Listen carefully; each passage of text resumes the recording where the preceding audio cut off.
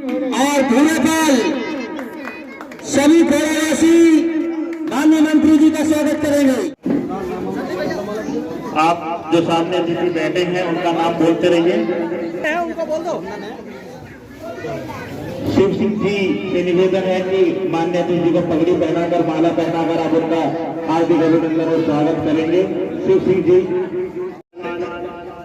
रामवीर सिंह वरिष्ठ महासचिव गाजियाबाद। मोहर सिंह फौजी जी। हसन सिंह पूर्व प्रत्याशी प्रधान खोड़ा। सुनील कुमार युवा नेता खोड़ा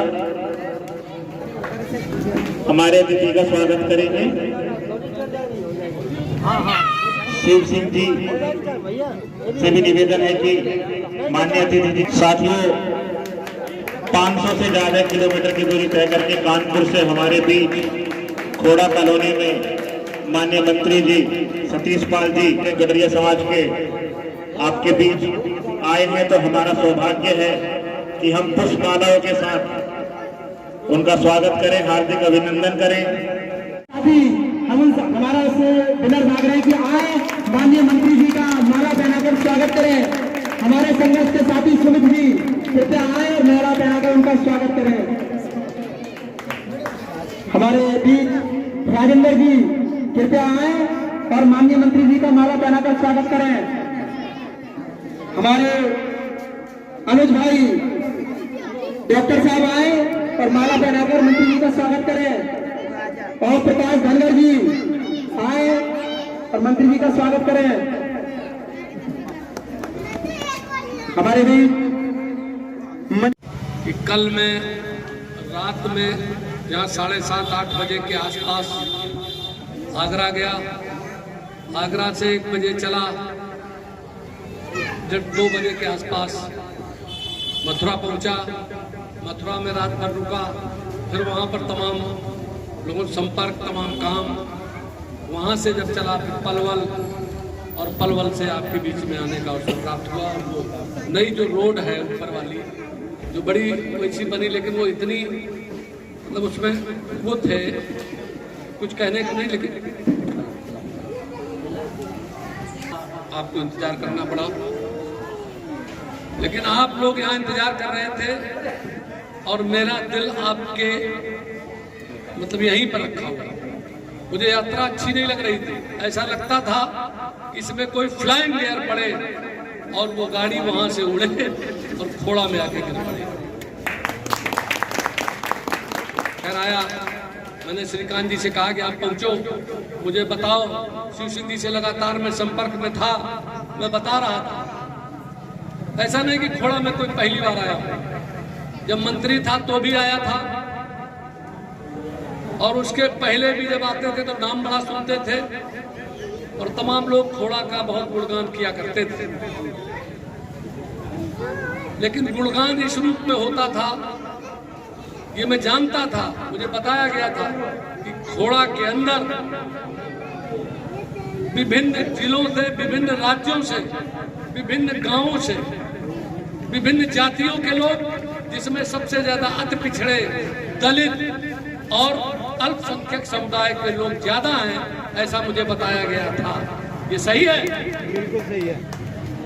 ये इसलिए सही लगता है कि जहां पर दलित समाज के लोग रहते हैं, जहां पर पिछड़े वर्ग के लोग रहते हैं, जहां पर पिछड़े लोग रहते हैं, जहां पर अल्पसंख्यक वर्ग के लोग रहते हैं, वहां की रास्ताएं सबसे ज्यादा सकरी हुआ करती है। ये बात आप अच्छी तरीके से समझ लें। इस भारतवर्ष में 3 तरीके के लोग रहते हैं,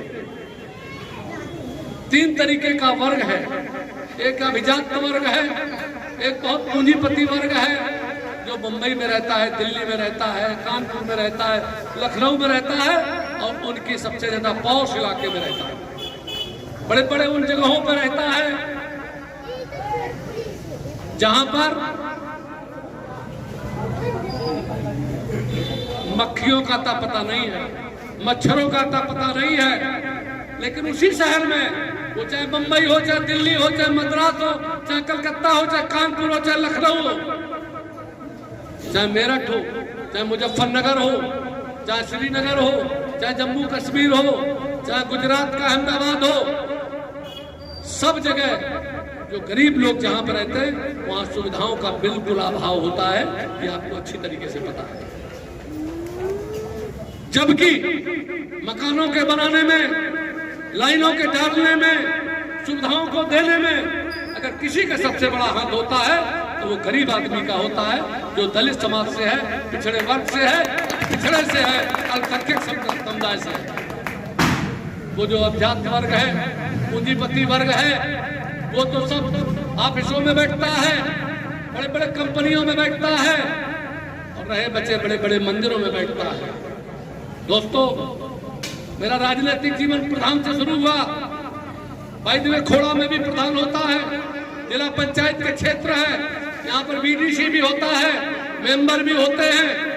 इस बात की मुझे खुशी है। मुझे याद है कि 2010 में जब मैं मिनिस्टर था तो तत्कालीन मुख्यमंत्री बहन कुमारी मायावती जी ने 250 करोड़ रुपया यहाँ के लिए दिया था या नहीं दिया था? 300 करोड़ दिया था। उस दिन मुझे बहुत खुशी हुई थी। मैंने खोड़ा के जो लोग हैं उनको फोन किया था, जब फैसला हो रहा था उसी के पहले मैंने फोन किया था। जिन सज्जन ने मुझे बुलाया था, तरमन बघेल जी ने, उनके घर पे हमारी मीटिंग हुई थी, उनको मैंने फोन किया, बताया था कि ये फैसला होने जा रहा है। बहुत अच्छी बात है। दोस्तों, आज मुझे फैसला क्यों लेना पड़ा, ये क्यों रैली में कर रहा हूँ, मैं क्यों सम्मेलन कर रहा हूँ, क्यों पिछड़े की बात कर रहा हूँ? आज नहीं कर रहा हूँ। याद होगा जो राष्ट्रीय समाज पार्टी के लोग हैं, मैंने तिरवा में 2016 में महादेव जानकर जी को बुला के, तब वो मिनिस्टर थे, और उनकी एक रैली की थी, उसका नाम था अति पिछड़ा, अति दलित एवं गरीब सवर्ण समाज रैली। और मांग है हमारी, मैंने गरीब सवर्णों के लिए 15%